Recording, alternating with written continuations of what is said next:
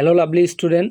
তো আমরা পার্ট 2 এর ভিতরে দেখব যে মহাভারতের এই যুদ্ধের যে ঘটনা, সেখান থেকে যে ঘটনা ঘটছিল তার সাথে যে জ্ঞানী ব্যক্তি ছিল বা যারা ছিল, যেমন শ্রীকৃষ্ণ ধর্মবিদ্যাতে পারদর্শী করে কাদেরকে, যেমন অর্জুনকে কি করে ধর্মবিদ্যা শিক্ষা দেয়।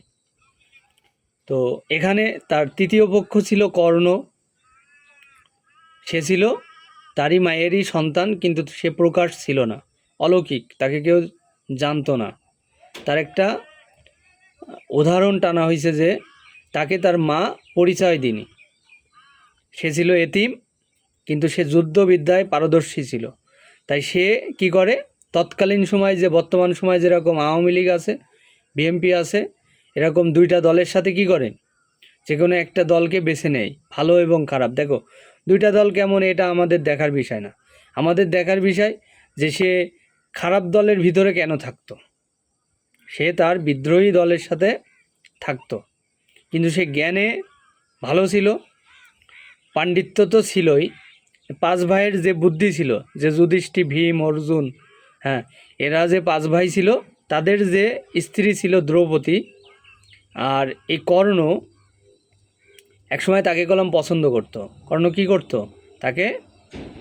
কর্ণকে সে ভালোবাসতো, কিন্তু কর্ণের সাথে সে কি করে, দ্রৌপদী ছলনা করে। নারীরা তো এমনি স্বাভাবিক ব্যাপার, ছলনা করে। তো এখান থেকে এই ছলনার ঘটনাটা উঠে আসে যে এরকম, যে কেমন ছলনা, যে তুমি আমাকে কেন বেছে না নিয়ে তুমি ওই পাঁচটা ভাইকে বেছে নিয়েছো। কিন্তু কর্ণ হচ্ছিল এতিম ছিল, হয়তো অর্থ সম্পদ কম ছিল, বা এরকম নানান ধরনের স্টেবিলিসের উপরে ভর করে তাকে দ্রৌপদী মেনে নিনি। কিন্তু সেই যুদ্ধটা হয়েছিল এমন যে একটা রাজত্বের উপরে হামলার একটা বিশাল ভয়ানক ষড়যন্ত্র। যে কি হয়েছিল সেই যুদ্ধের ভিতরে, যে ঘটনা হয়েছিল যে সেই পাঁচটা ভাইয়ের থেকেও শক্তিশালী ছিল কর্ণ। সে এমনভাবে দেখানো হয়েছে কর্ণকে, যদি তোমার অর্থ সম্পদ দেশ ধরে সব দান করে দিতে বলা হয়, কর্ণ এমন একজন মানুষ ছিল, সব কিছুকে সে দান করে দিতে পারে। শ্রীকৃষ্ণ বলছিল, যদি কারোর কোনো কিছু শিক্ষার দরকার থাকে তোমরা কর্ণের কাছে যাও, কর্ণ দানশীল। কর্ণ কী ছিল, তাকে কলাম মহাভারতে আরেক নামে ডাকা হয় দানশীল, এক নামে বীর যোদ্ধা, কখনো মাথা নত করতো না, এবং সে সত্য যোদ্ধা। কিন্তু সে যে দলের সাথে ছিল সে দল অত্যাচার করে বেড়াতো। মহাভারতে দ্রৌপদীর উপরে অত্যাচার করছে, নারীর উপরে অত্যাচার করার কারণে জাতিটা কি হয়, ধ্বংস হয়ে যায়। কিন্তু সেই জাতির সাথে সর্বসময় পর্যন্ত অটল অবিচল ছিল।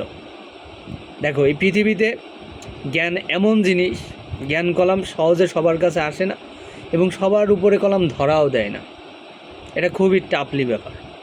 যেমন তোমরা যদি দেখো, মুসা আল্লাহ সাল্লামের বলছিল আল্লাহর কাছে যে কোনো জ্ঞানী ব্যক্তি আছে কি না পৃথিবীতে। আল্লাহ তাআলা বলছিল হ্যাঁ আছে, আমি তার সাথে ভ্রমণ করব।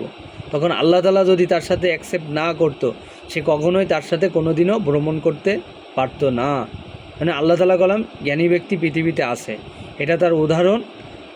শুধু মহাভারতে না, পৃথিবীর সব কিছুতেই এগুলো বলা হচ্ছে। তা আমরা আজকে দেখলাম যে আসলে কর্ণও কী ছিল, জ্ঞানী ব্যক্তি থাকার পরেও সে কি খারাপদের সাথে কেন মিশত। হ্যাঁ, আমাদের রাজনীতিটা সঠিকভাবে বুঝতে গেলে বোঝা লাগবে আগে, সবার আগে, যে আমাদের পূর্বপুরুষগুলো আসলে কিভাবে কি করে গেছে। প্রত্যেকটা ধর্মের লোকজন, প্রত্যেকটা জাতি, প্রত্যেকটা মানুষ, তারা কিভাবে রাষ্ট্র চালাইছে, সেগুলো আমাদের কলাম জানার প্রয়োজন আছে। নালি কলাম আমরা কলাম এই যে এমন একটা বাংলাদেশ রাষ্ট্রকে আমরা সঠিকভাবে জ্ঞান, বুঝ, দক্ষতা কোনো কিছু দেওয়া কারোর পক্ষে সম্ভব না।